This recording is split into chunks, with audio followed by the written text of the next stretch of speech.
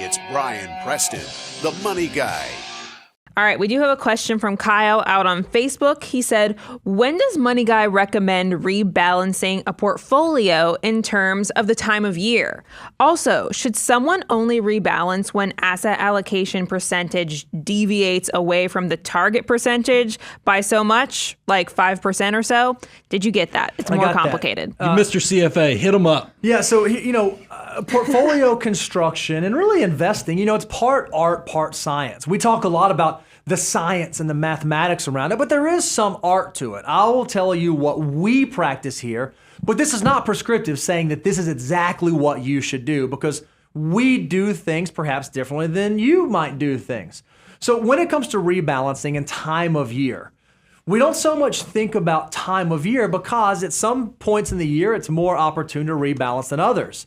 We like to target at least twice a year looking at a portfolio for a rebalancing standpoint. Maybe that is at the end of the year, because we know at the end of the year, if you're a mutual fund investor, there's a really good chance you're going to have capital gain distributions that take place at the end of the year. So you might need to be exiting positions anyway so that you can avoid those capital gain distributions. That naturally provides a really easy mechanism for you to rebalance. Or perhaps you're someone who gets big bonuses at some point throughout the year, and when that big bonus hits, a big chunk is going to go into your retirement account. That also provides a mechanism where you can look at rebalancing. So I don't think that there is a finite time of the year where it makes sense to rebalance. I do think that it has to depend a little bit on your circumstance, with always at the end of the year taking a look. Are there losses that I haven't harvested? Are there capital gains that I'm trying to avoid? Are there things that I need to do to try to get my income below certain limits for whatever the given year is? So in terms of when to do it, I personally like to look at it twice a year, but it's not always the exact same time of year, and it's not the same for every type of person. Now, a second part of his question was deviations, right? Like how far does it go before you decide to rebalance? Well, I want to put out, first of all, don't get busy doing nothing. I think when you first start out on your wealth building journey, this is one of those questions that sounds sexier to talk about at a cocktail party than actually it works in your actual portfolio. If you have a portfolio less than $50,000, you don't even need to be you need to be doing like index target retirement funds and other things that take away the complexity, and you focus on your savings and your investment behavior, how much of your money that you earn that's going into investing in your savings rate impacts it much more than getting into the minutia of this stuff. But so people are not going to like that answer. But then I think it's so interesting. Then you're going to get to the point of what happens when you're like 7-figure status. Once your assets, now the timing of this stuff is not going to be as valuable as is just making sure you have a systematic process that it's happening every year, consistently, because consistency is what's rewarded in the long term. Here's something I do, and I know you had a point, and I'll let you come back to the thing, but I always like to give behavioral hacks.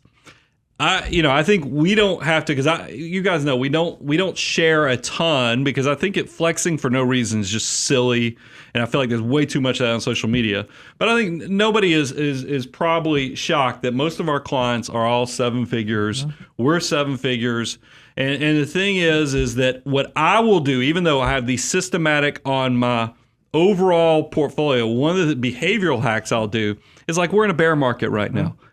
I do contributions, even though if you materially look at what the contribution is as a total of the total portfolio, it's not moving the needle at all. But behaviorally, when I'm buying into like a total market index, when the market's in bear market status, for some reason that gets me all excited. Yeah, I don't know sure. why. I mean, it's just a financial mutant thing that happens. I think there is nothing wrong with, and I don't know if that perfectly hits what Kyle's asking, but the ultimate thing is create consistent strategies. But then it's okay if you nod to yourself, what are some things? It's the same reason when we have clients that come to us and say, hey, can I have an account with 1% or 2%? Because I don't want to trade stocks, but I know that I know myself, so I'm going to give myself some grace on this.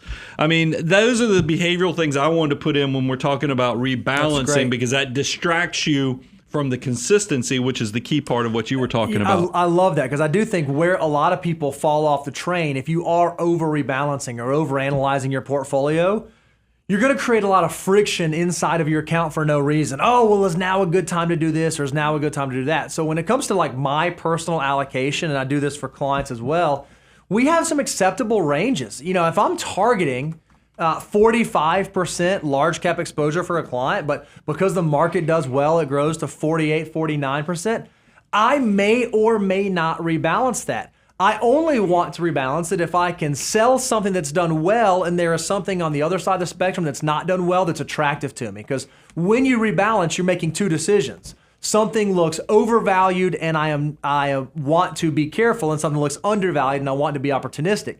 If those things don't exist, I tend to say, okay, well, then I don't need to create a transaction here. There's no point in incurring costs, creating friction, overthinking, overanalyzing. So I'm okay kind of letting it be fluid. And just like Brian, as I have contributions going into all the different accounts, it helps over time to kind of round out the allocation to keep it about where I want it to be over the long term. And look, a lot of our content, people accuse us of focusing on just the young folks, but rebalancing is actually a great tool for those that are in retirement too, to free up the next 12 to 18 months worth of cash. Yep. So, I mean, that's another thing that I know we do personally with all of our clients.